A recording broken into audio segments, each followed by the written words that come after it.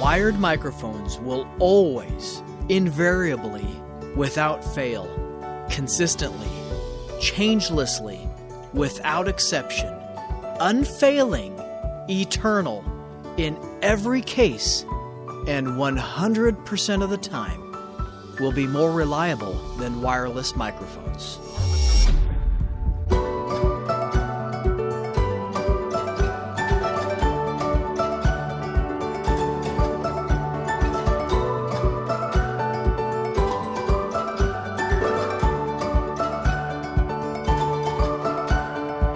Gang, welcome back to the channel. My name's Jude. Thank you for stopping by. If you haven't hit the subscribe button yet, please do so, and then make sure that the notifications are turned on. Today's video is all about wired versus wireless microphones and why I choose wired over wireless every chance I can get. I also wanted to showcase this. This is my VIP miking kit. You'll see this used for presidential addresses. I used it for the governor's inauguration. You'll see mayors use it. You'll see dignitaries use it. It's built for redundancy. Whenever we're doing a mission-critical job, you always want redundancy built in. 3 things that we do. Outdoors, we never use a condenser microphone. It's always dynamic. Condenser requires 48 volts DC. That's phantom power. Dynamic microphones do not. So we never use a condenser mic outside. Item number 2, we have redundancy. We always have built-in backup if we need it. So I'm only using one microphone, and when I use this miking kit, I only have one microphone on at a time. The second mic is there for redundancy. Now, when we did the Oklahoma governor's inauguration, we actually used one microphone for the House. Then the press feed got the second microphone, but we had 100% redundancy. And third, we never, ever use wireless where wired microphones will do. If you know me, I enjoy collecting old microphones. This is a lapel microphone from the 70s, 1970s, and this came from a TV station here in Oklahoma City. This is what the weathermen used on live broadcast. So you can see how far we've come from a monstrous lapel microphone to something like this. This is a small sub-miniature lapel microphone. So I like collecting old microphones and showing them off from time to time. When I do events, and it doesn't matter if it's a church service or a special occasion, a wedding, I'm always going to look for things that are reliable. The more I invest in reliability, the more reliable my sound and my sound system will be. In today's video, I want to share with you my top 3 reasons for using wired microphones over wireless. Yes, I know it is 2021, and I prefer wired microphones over wireless every chance I can get. Now, there's some applications in our church services or special events that you need wireless, and I get it. I totally get it. But if I can use a wired or a corded microphone, I will have more reliability 100% of the time than wireless. So let's dive into this. Reason number 1, the RF spectrum. 20 years ago, we had no problem finding plenty of spectrum to use for our wireless microphones. When digital TV started coming onto the scene, then we started having analog and digital TV signals running back to back. That started to crowd our frequency spectrum. In 2010, the FCC auctioned off the 700 megahertz band. That's 100 megahertz that they auctioned off. We used to have from 470 to 806. Because we, as consumers, are wanting more and more broadband through our mobile devices, in 2016, the FCC put out to bid the 600 megahertz frequency spectrum. T-Mobile was the big winner for $8 billion. Over a period of 4 years, everybody that was in the 600 meg spectrum had to migrate down to the upper 400 and 500 megahertz spectrum. So as you can see on this graph, what we used to have 20 years ago has slowly gotten eaten up by our wireless carriers to now where we have from 470 to 608 megahertz to work with. That's a far cry from what we had 20 years ago. And as the way that we gather our information and entertainment changes, we're starting to see less and less traditional broadcasts from TV stations, going more on a platform of the internet or cable news. So where we once had a wide open spectrum, where I could send a wireless microphone to Chicago and not worry about it on a rental, I now have to do my homework and make sure that my wireless mics will work within the market of Chicago. I have to find out what the TV stations are, where are they broadcasting, and which wireless mics that I have that will work in that specific market. It's hard. I use Shure wireless microphones. Shure is great to work with. They produce a top-notch product. Shure has a great website called Wireless Frequency Finder, and it's perfect for typing in a zip code and then what model number and type of wireless mics you have, what frequency groups, and then they will give you their recommended group numbers and channel numbers to work with in that specific market. In December, Shure filed a petition with the FCC to help keep white space or white areas in the spectrum available for us wireless microphone users. Since around 2012, the FCC has tried to keep 1 or 2 6-meg TV stations open in every market around the country to where we could use wireless microphones. The FCC wants to do away with that, and that's going to make it harder for us to find clean channels. And if you've seen any big shows lately, Broadway or any big productions like the Super Bowl or Branson, Walt Disney World, places like that, hundreds and hundreds of wireless mics are being used. So our demand for wireless mics are going up. Our space to work with is getting smaller because our demand is also going up for our mobile devices. Another thing that people don't realize is there's LED light bulbs that produce an RF signature that's raising the noise floor for our wireless mics. Radio frequencies is being created from certain types of LED light bulbs. We had an auditorium here in Oklahoma City that we were starting to try different LED lamps in there. TCP is the brand that we used, and it was producing this noise floor across the entire spectrum to where it was making it harder for the receivers to pick up the wireless transmissions. LED light bulbs, LED video boards, those have been known to cause disruptions within the wireless. Video monitors, computer monitors, and equipment have all been known to cause RF interference. The motto of my company is a superior message demands superior communication. That means I got one shot to get it right.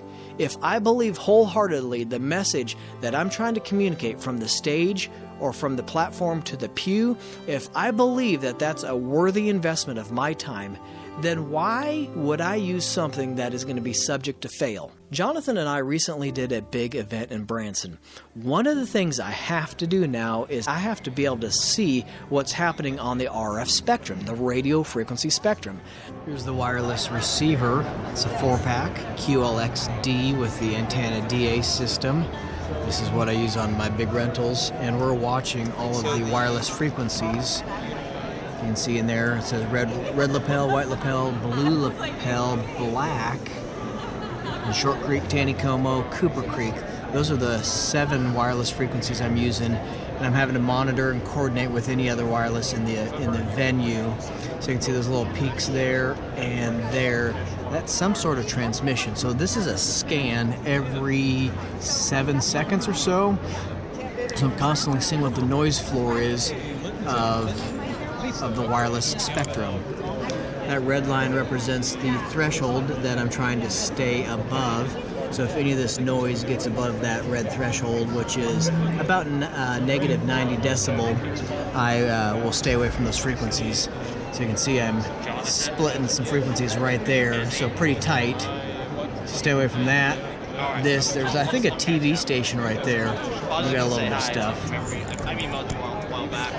And here's the double lapel. Every preacher gets 2 microphones. Not only do I have to worry about my microphones, I have to worry about what the convention center's doing, or maybe any neighboring venues. This is Branson, Missouri. It's a hot spot for shows, theaters, and thousands of microphones, in-ear monitors, IFBs, and comm sets are being used on any given day in Branson. At these type of events, I got one shot to get it right. This was a 2-day couples retreat. It's not like if I have a catastrophic failure with my system that I can say, okay, we'll get it worked out and we'll see you next week. We got people driving from hundreds of miles to come to this conference, and I got one shot to get it right. If I have problems with my wireless mics, I'm going to greatly hinder the communication. And who knows what type of people are sitting in the audience that needs that information clearly communicated to them. Reason number 2 is reliability. A superior message demands superior communication. When somebody's picking up a microphone on a stage or a platform in front of 10 people, 100 people, 1,000 people, there's going to be nerves, there's going to be butterflies, and I don't want them to have to think about turning on the microphone. Okay. Any reservations? Oh, yeah. What did we do? What have we done? Okay, let's go. Let's figure this out. Okay, here we go. So the corded microphones that I use do not have on and off switches. They are always on, and the only way they get turned off is by me or another sound tech operator with the mute button. Reliability is paramount. I need the microphones to work the first time. Wireless mics work. That's not a problem with them working. But think about this. You have an on and off switch. You have a battery. And then the biggest thing is the wireless mic has to take the mechanical energy and turn it into an electrical energy. And then from there, it has to modulate it into a radio frequency, zip it across the airwaves to the receiver. The receiver has to demodulate it, convert it from digital back to analog, and send it into the mixing console. And it has to happen with a very, very low latency. Delay has to happen with almost no perceivable delay. Otherwise, the communication process is going to be hindered. There's a lot that has to take place for one simple word to be communicated to everybody. Another thing that people don't realize is wireless mics are not as robust as wired microphones. The big barrel of the wireless microphone is not there for you to hold on to. It's there housing all the electronics and the antenna to be able to successfully transmit that signal 60, 80, 100 feet. You drop a wireless mic enough times, you're going to start to mess up the circuitry inside the wireless mic, and it's not going to be as reliable as a wired or corded microphone. Inside a typical corded microphone is going to be very little circuitry or electronics. Inside a dynamic microphone is just the element, wires, and a connector, and that is it. And finally, the cost. I get people calling me all the time saying, hey, I was just on Amazon and I found a wireless receiver that receives 4 microphones, $199 for 4 wireless mics. What do you think of it? I tell them, stay away from it every time. Do not buy it.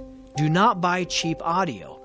You know, another thing that's hard to work people around is all the big names, they have an entry level as well. An entry level may be great for a small boardroom or a small little presentation, a funeral hall, but when you're working on any sound system of any size, you never ever want to go cheap on your wireless microphones.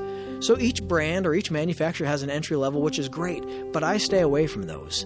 What I use is Shure wireless microphones. My entry level is the SLXD. The SLXD was launched in the third quarter of 2020. COVID had pushed that back to the third quarter instead of the late first quarter on launch. And we've had great success with the SLXD. The SLX series ran for a good 15 years, I think. Good 12 to 15 years with very little problems, but the SLX is an analog setup. That's now been discontinued, and they've changed it to the SLXD, the digital version. Another reason why we're seeing more wireless companies go to digital is spectrum management. It takes less bandwidth to transmit a higher quality sound in digital than it does with analog. So my base system that I put in is the SLXD. It depends what option you get, but at the time of this recording, we're seeing the base option about $650 to $700 for one transmitter and one receiver.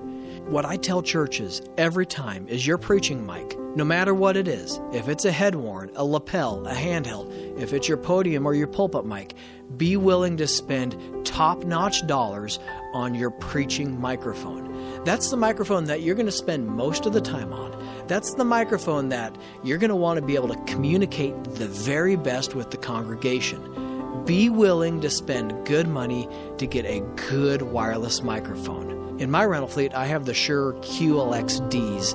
I love them. A great microphone. We use them at my church as well. We also sell several of those. If you want to step it up, Shure has another 2 notches or 2 levels above the QLX-Ds. Well worth the money, but you're going to pay a lot per transmitter and receiver.